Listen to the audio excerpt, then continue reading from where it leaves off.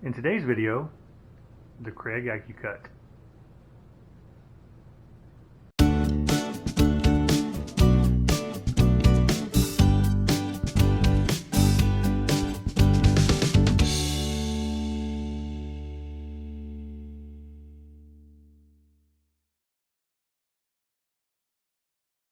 Hey everyone, I wanted to do a video today on the Kreg Accu-Cut track system. I decided to give this a try because I didn't really want a dedicated track saw because I wanted to be able to use my cordless, my Dewalt cordless circular saw because it's cordless. So I picked this up just to give it a try for $80 or $90 or whatever it was. And so far, my setup, my initial cuts with it, I've done 5 or 6 cuts with it so far. I'm impressed. It does exactly what it needs to. So for me, it's worth it. And just doing a quick little video on me setting it up. Enjoy.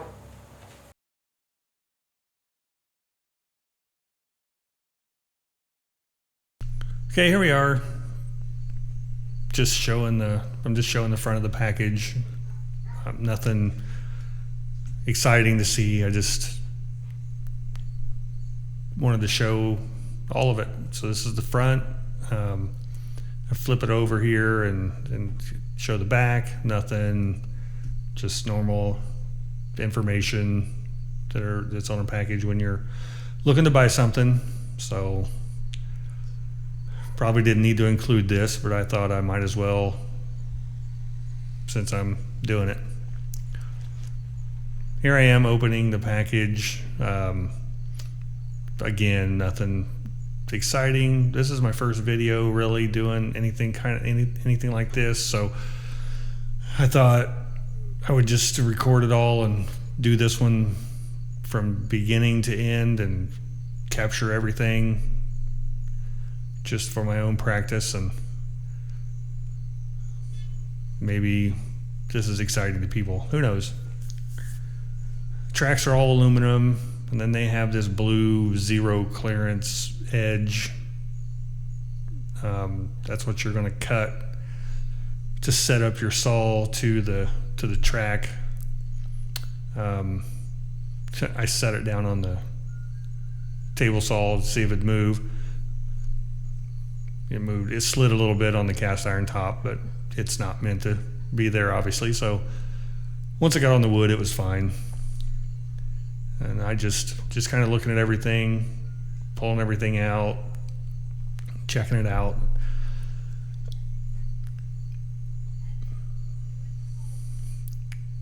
And then here's everything. I just laid it all out. Took a little quick shot. It's a sled, the 2 pieces of track, the end, kind of the starter track that goes on the end of the track you start your saw on, the manual, the bars that connect the track, and then a little pamphlet with some of their other products in it. So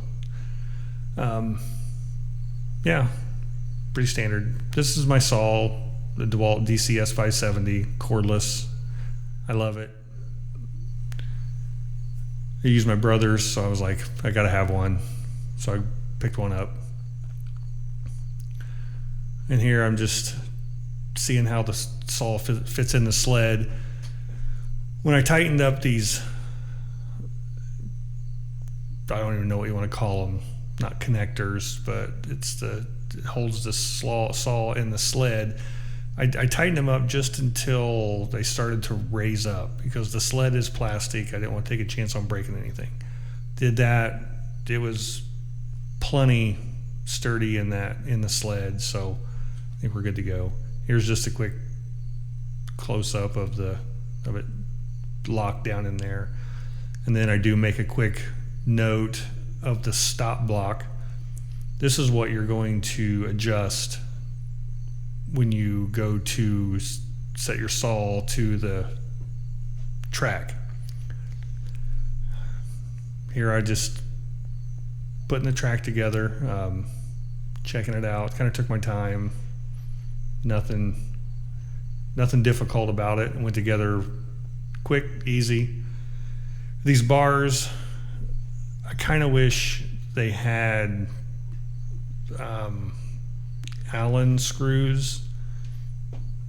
The screws that go in them are Phillips, and it's not a big deal, but just, you always run the risk of stripping out the head of a screw on a Phillips, and so it doesn't take a lot of torque to hold these tracks together, so I don't know that it's a big deal or worth it. I may change them, may not, I don't know. It wasn't a big deal. I didn't have a problem with them. It was just kind of a personal preference. So once I got it together, it was good and straight and did just fine.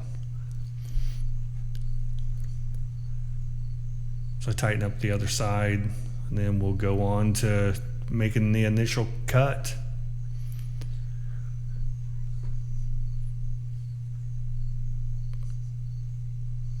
This is the little starter strip, or whatever you want to call it, so your saw can rest and it can get going before you move on to the track.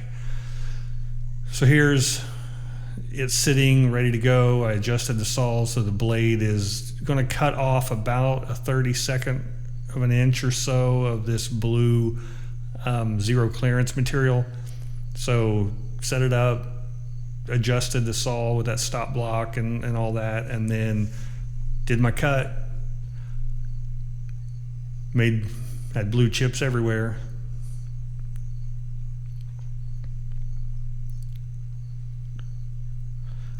I kind of wish I would have been oriented myself a little better so I wouldn't have to stop and move. Well, here I am. I'm going to cut a test piece. I started with something 51 or so inches. I cut it down to 48. I forgot to record the actual cutting of it. This is after it was done.